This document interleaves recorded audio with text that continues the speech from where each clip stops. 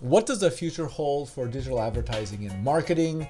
Today we're going to talk about that. My name is Robert Brill. I'm the Chief Executive Officer of BrillMedia.co, and we talk about marketing and advertising on this channel so you can be a better, stronger, more proficient marketing practitioner so you can learn from what we know. Today we're talking about the future. What does the future hold for digital advertising and marketing?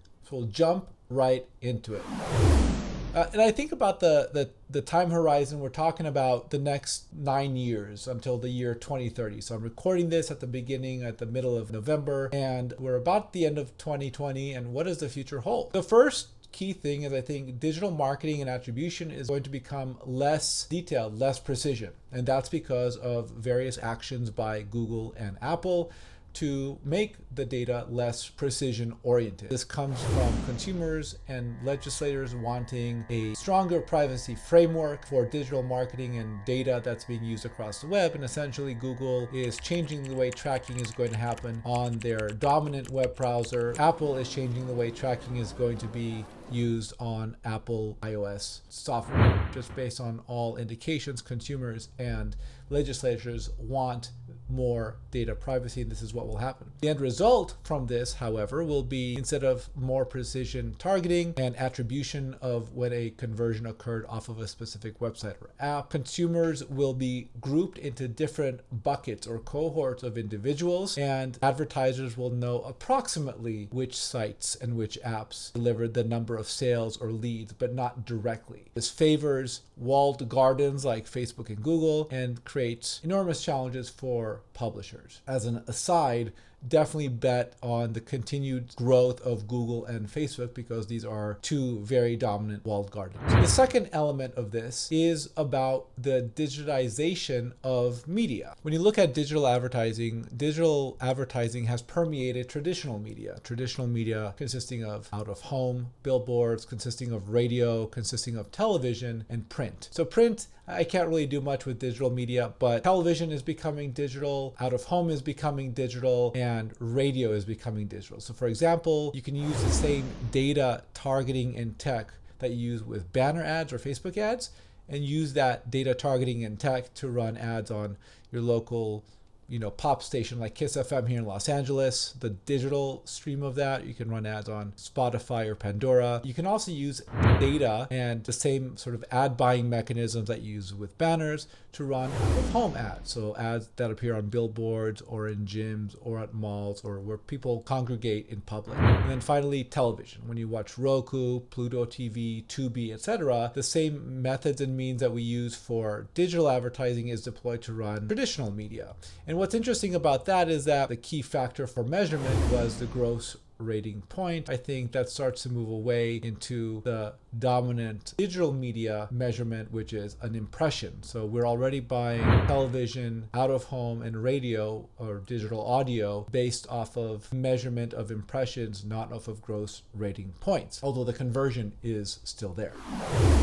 Next, when we think about how media is consumed, I'm really interested in XR, the accumulation of virtual reality, artificial intelligence, and shared reality or mixed reality experiences. So recently I attended my very first meeting inside a Quest Alt VR space, the Quest Oculus 2, and I found it really interesting. Some people got sick. I did not. I found it great. Like, I can move around. We saw a presentation. We mingled with people from all over the world. We mingled with people in Belgium who were giving a presentation about their use of augmented or XR technology.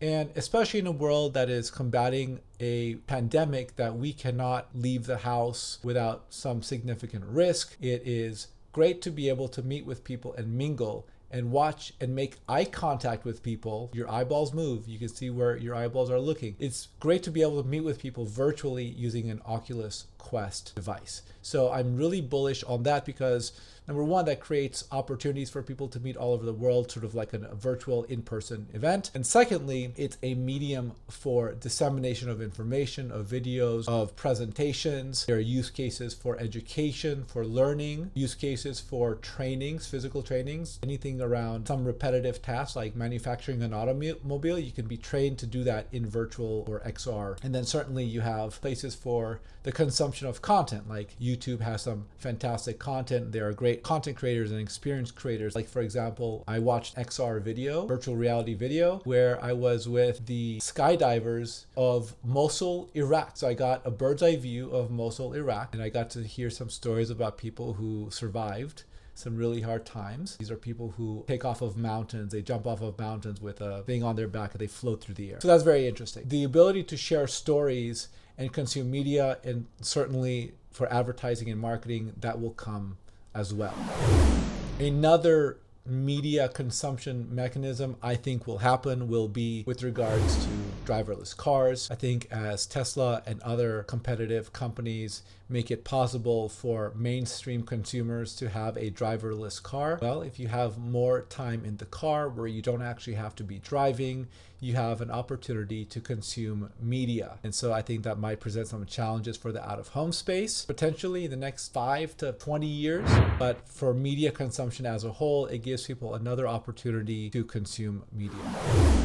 As we go back to traditional media, you see Spotify doing really well, investing lots of money into the Joe Rogan podcast. From all accounts, Spotify is going really aggressively into the podcasting space. I think they continue to go into the podcasting space aggressively. They end up buying a company called Wandry. If you want some really great business podcasts, it's Small Business Wars Daily and Business Wars. You get some great stories on these Wandry podcasts about businesses who compete with each other, like Nintendo and Sega, for example, or Amazon and Walmart.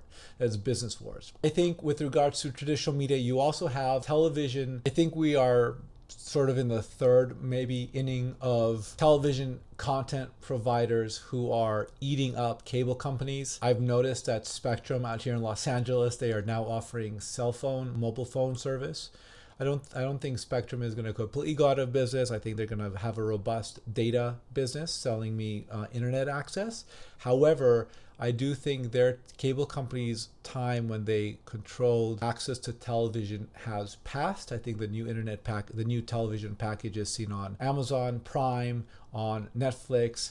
The free stuff is happening on Roku and Pluto and Tubi. And I think you're going to see cable companies looking for ways to diversify their opportunities to make money away from cable television packages. And certainly I think it's going to be in this decade where you're going to see the fundamental collapse of cable television. When you have the ability to buy 1 or 2 channels, you don't need 170 channels of cable television. I think in this front, Roku is a dominant platform. I think they are setting themselves up to be the preeminent video connected television business in the space.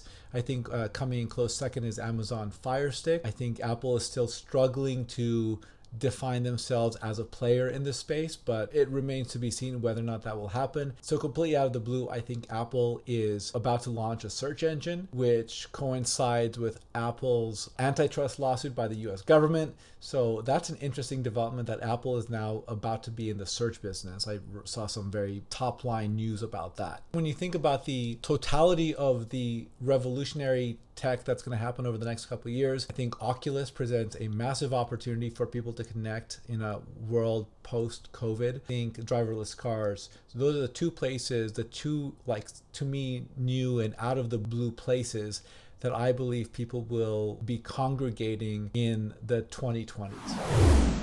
That's it for this episode of The Great Reset. If you like what we're doing here, please subscribe and hit that notification button. And if you need help with your marketing and advertising, we have a free guide, everything you need to know on how to create and market and generate sales off of a lead magnet. We'll see you soon on another episode of The Great Reset.